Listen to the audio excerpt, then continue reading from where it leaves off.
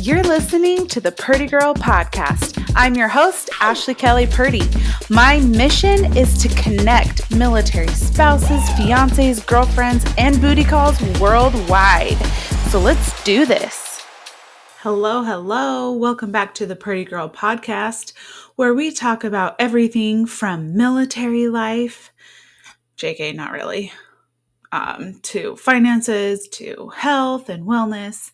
I mean, we just cover it all, don't we? Sometimes I get asked why I don't talk more about the military life, if that's who I'm trying to connect with. And I get it, but that's the whole point. I want to connect with the other spouses out there that realize their entire life doesn't have to be about the military. And also, how freaking boring would that be? I went to the commissary today. They had a sale on roast beef. No, bye. But I mean, it's not like my actual life is all that much more interesting or exciting. So maybe I should talk about that. I don't know. The most exciting thing that's going on in my life right now is watching The Handmaid's Tale. I had someone message me about that yesterday saying I shouldn't watch it because it's satanic. And I'm like, listen, first of all, no, it's not. And second of all, this is the thing bringing me the most joy in my life, aside from being pregnant, blah, blah, blah. But back off, okay? Judgy people are the worst. The worst. Okay, moving on. So last night I asked on IG what you wanted to talk about for this Wednesday podcast. A lot of you said you wanted to chat about budgeting through all of this Corona crazy, which I think is smart and very much needed right now. I think maybe for some of you, all of this chaos is making you nervous to even look at your bank account. I totally get that. There's a lot of unknown out there. So much is out of our control. But what we can control is our behavior and more specifically our bank account. I think it's important you take a look.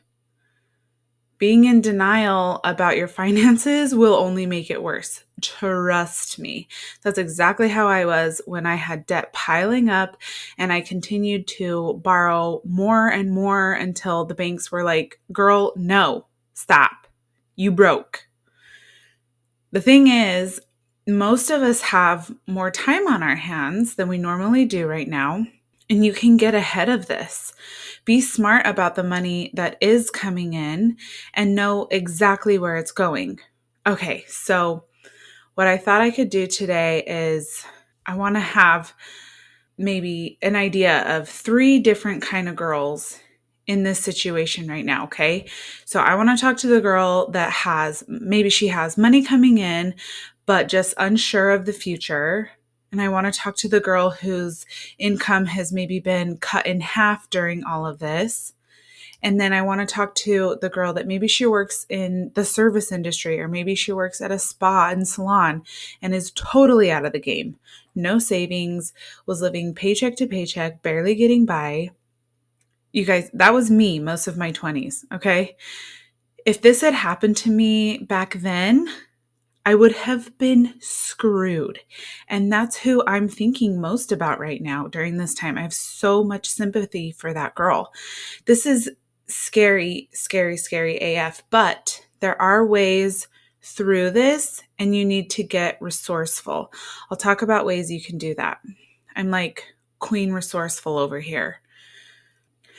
So to the first girl, maybe she's married, maybe both partners still have income coming in, but just like everyone, we're just a little bit unsure of the future.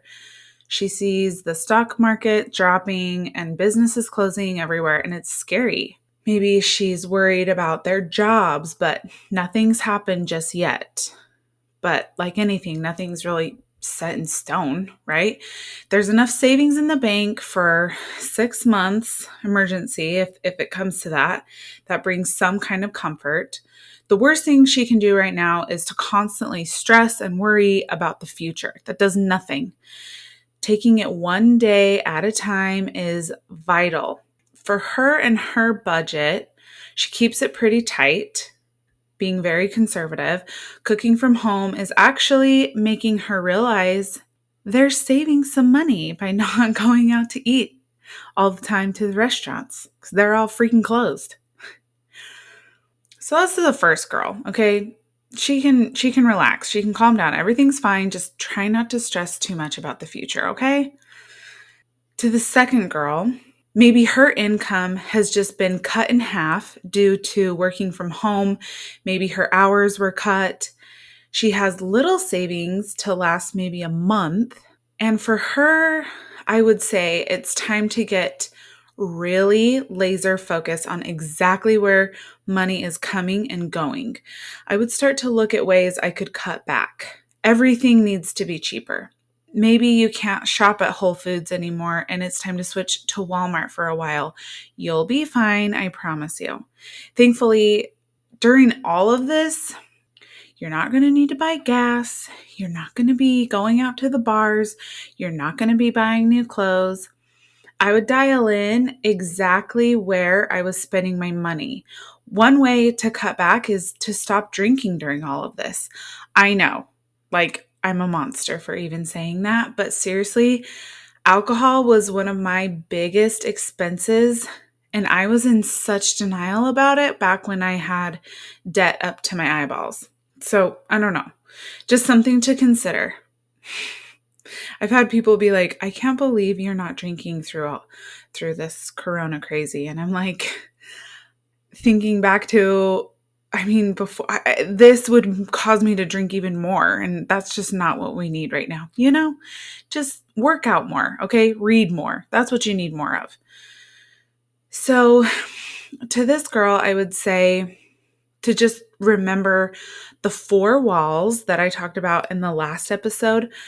Your money needs to go to food, shelter, utilities, and transportation. Those are the first four things that your money goes to. Okay, cut out everything that is non-essential. All those subscriptions you pay for, cut. Netflix, cut. Sorry, like seriously, you can't afford it. It's time to just start reading, go for a run outside. Like we need free activities at this point, just for a little while. This is just temporary. Look at it as a challenge. Like how minimal can you go? You're getting tested right now and it's time to be minimal and it's time to get resourceful. Okay, moving on to the third girl. Ugh, baby girl. This was me. This totally was me, living paycheck to paycheck, no savings, expecting the best and hoping for the best 24/7, living on a swipe and a prayer, but like knowing deep down I was totally effed. Back then, my jobs were in the service industry or at a gym or at a salon, and all those jobs are cut at the moment nationwide. So I'm putting myself in her shoes right now. I would be the most scared, for sure. I'm not going to deny that. But here's the thing. Something happens to me when there's a lot of chaos and panic around me. I get laser focus on exactly what I need. I get these like walls up around me and I'm like, okay, survival mode. Like there's nothing I won't do or try to survive aside from prostitution, okay? I would take this as like a giant wake-up call. If I was living on my own and needed money for rent, I would start selling everything I had. I would sell my car if I had one. I actually did that one time. I had a paid-for Chevy Cruze, and B was deployed at the time. We weren't married yet. I was between jobs and totally hurting for cash with bills piling. Don't feel bad for me though. Like I got myself into this mess 1000%, but it was bad.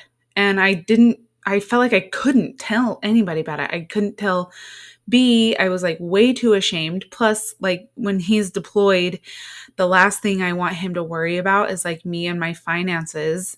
Plus, I was like still trying to get him to marry me. So I was like, I'm fine. you know? as a mature woman does.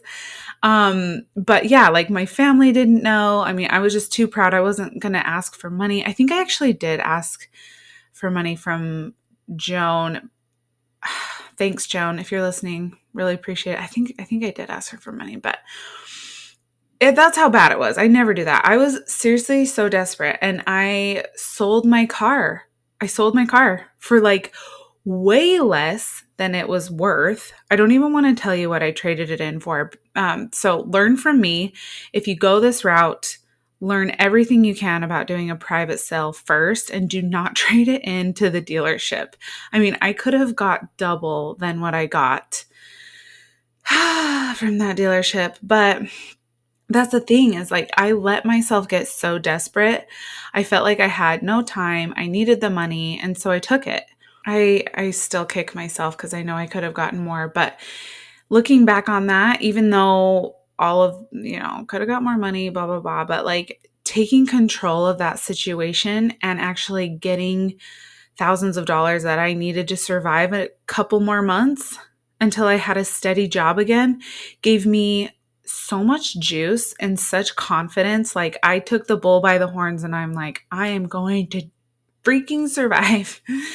But there's something on the other side of this for you. That's what I'm trying to tell you. This is going to be your never again moment when you decide, I will never be in this situation ever again. You're going to sell what you can. You're going to make ends meet. Maybe you find a side hustle you can do for extra money. Like go clean houses for friends and family. I saw yesterday that Target is hiring. Like you have to get ahead of this. Keep social distancing in mind, whatever. But like also you need to survive. Like don't just let things happen to you. You know what I mean? There's no shame in that. There is shame in just giving up and putting blame on outside circumstances. You control your life.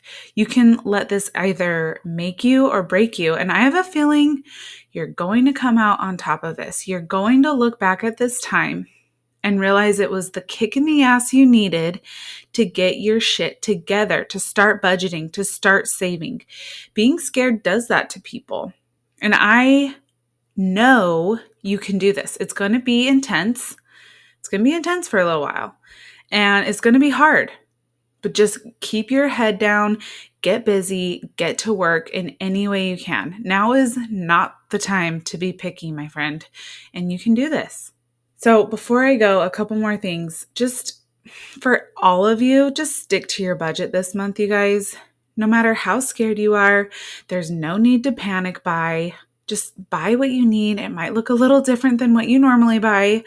I purchased yellow rice yesterday instead of white rice. Okay, like we're all adjusting. No, JK, but really, you have the time. Sit down, look over your finances, get on the same page as your spouse. This is important. Okay? By the way, before I go, I am still doing the giveaway on the Diff eyeglasses. They're the blue light glasses that I am actually wearing right now.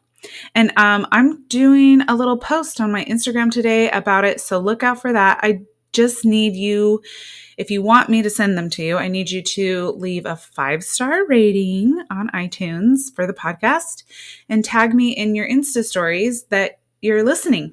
I have a few people entered, and I just want to extend this for another week, so I'll keep you posted about that. Anyway, love you guys so much. Get budgeting. I hope you have the best week, and I will talk to you Monday. Thank you for listening to Purdy Girl Podcast. If you have a second, please rate and review and share this podcast with somebody you think would love it. See you next week.